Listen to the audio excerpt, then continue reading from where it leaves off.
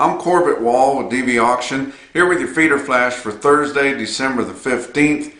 If you guys noticed the first graphic before this report started here of late, it says text flash.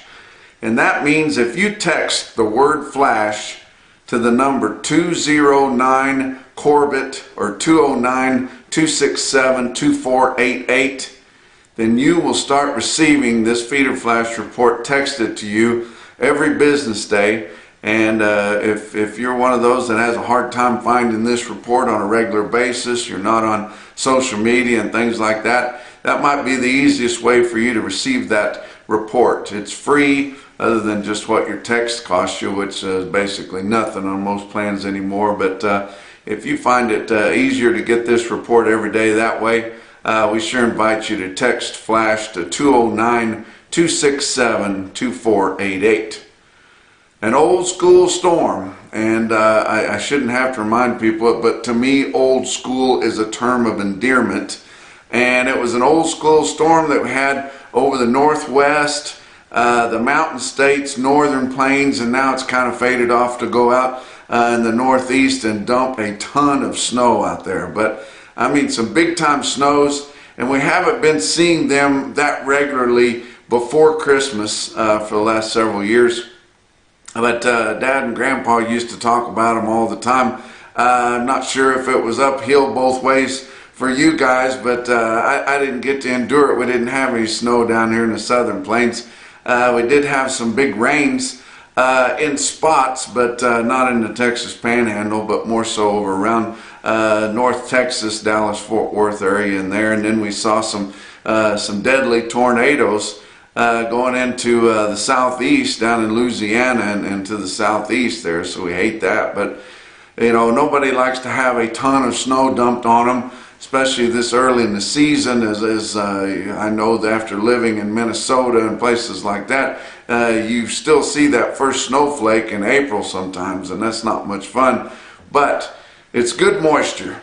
It's going to pack the ground with some moisture, and you need that, guys. When the spring finally gets here, it'll bring about some good moisture there. There won't be a bottom to your lots unless you've got several years of gravel dumped in there. But these cows, it's not as bad on them as it is on us. If you can get some hay to them, get some type of feed to them, that they get through it pretty good. But been a lot of interruptions. I was talking to a friend of mine in central Nebraska, and he said that North Platte, Nebraska, going west and north, all the roads are closed that way, guys. Just too much snow and blowing, I mean 40-50 mile an hour winds, blowing big drifts over those roads, and you absolutely can't get through there. About 8 to 12 inches of snow in the North Platte area.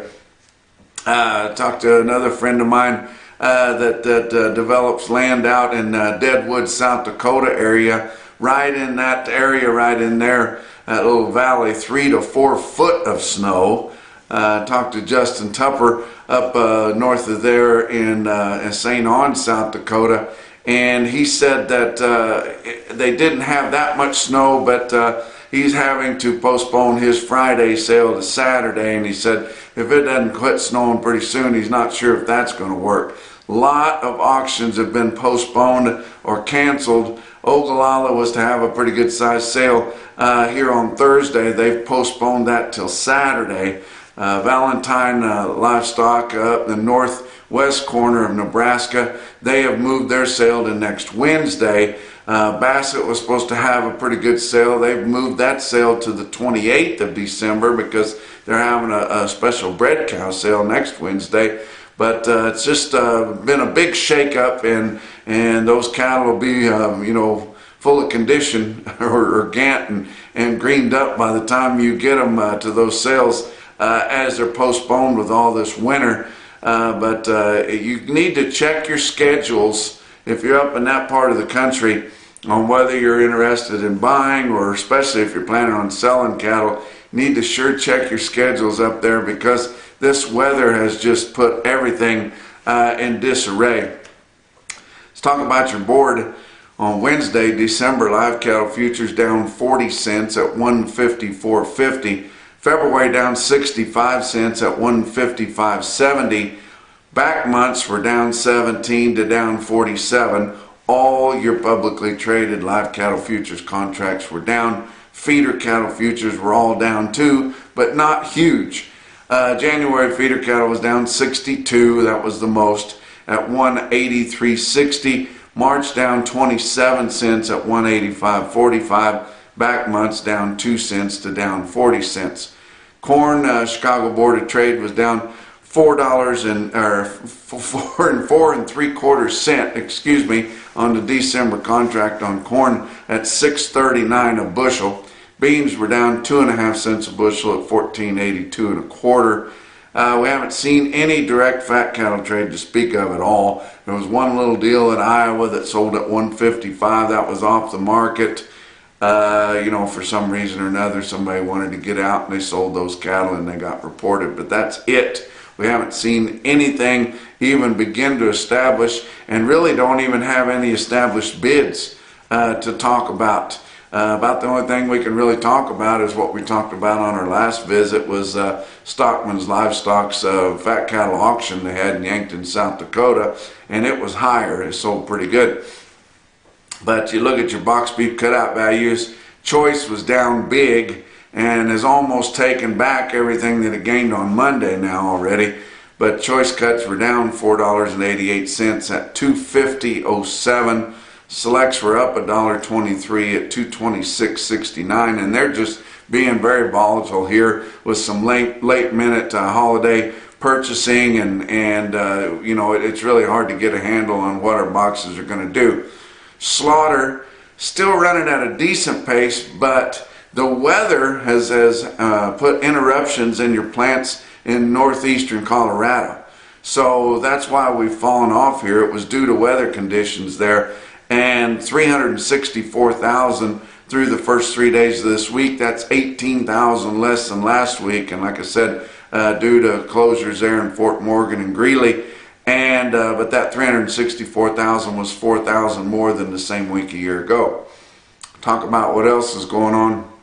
Livestock Risk Services, that's your LRP specialist, headquartered out of Oklahoma City there at the Exchange Building at the Oklahoma National Stockyards.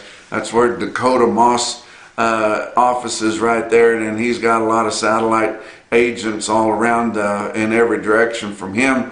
But give him a call there if you've got any questions about LRPs. If you've already turned cattle out on wheat, it's not too late to get LRPs on them, guys. And I tell you what, as volatile as things are, as scary as they are, you look at some of those strike prices out there, they look pretty good. Get the government to come in and kick in 35 to 55% of that premium, and that would sure help. But get a hold of them at Livestock Risk Services. Talk about your feeder cattle market, your real-time index on DV auction based on an 800-pound steer up through your middle 12 states. Come in at the end of the day on Wednesday at 178.51. That's up 27 cents compared to the end of Tuesday's trade there, and pretty good markets there. And we were missing several of our kind of premium type high volume markets in the Northern Plains due to closures or curbed receipts. So that's pretty impressive that the RTI gained 27 cents. Let's talk about your big sales that happened on Wednesday.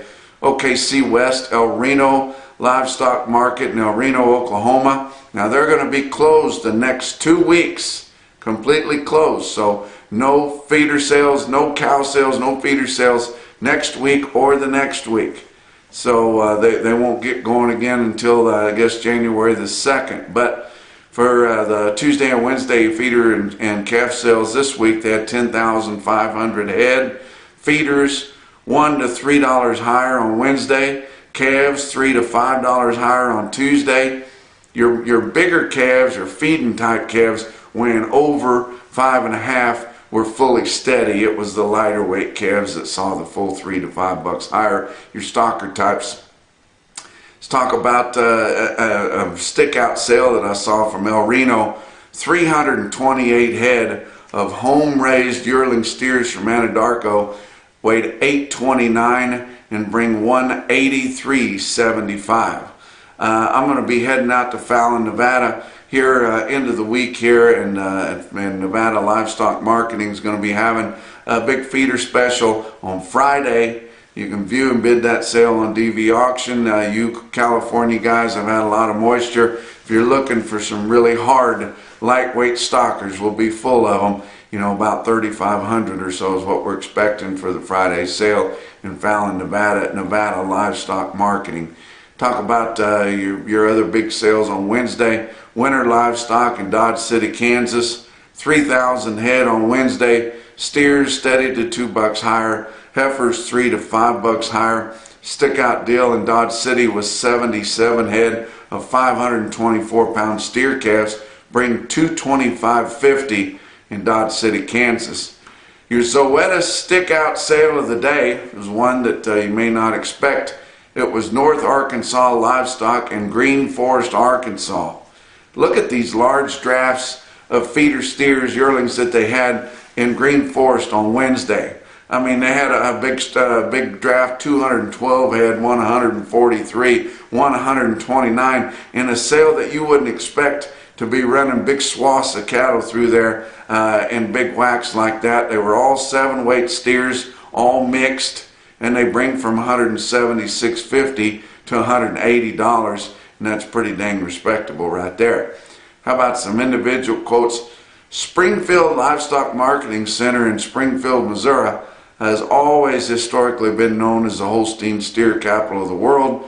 They still feature those at a certain time of the late morning there at Springfield at the new facility there. But how about 55 Holstein steers weighed 829 at $124.50? And Holstein steers aren't real popular when feed gets high. They don't convert as well. It takes them longer to go, but that was a pretty impressive quote, and you don't see a load of Holstein steers sell very often anymore.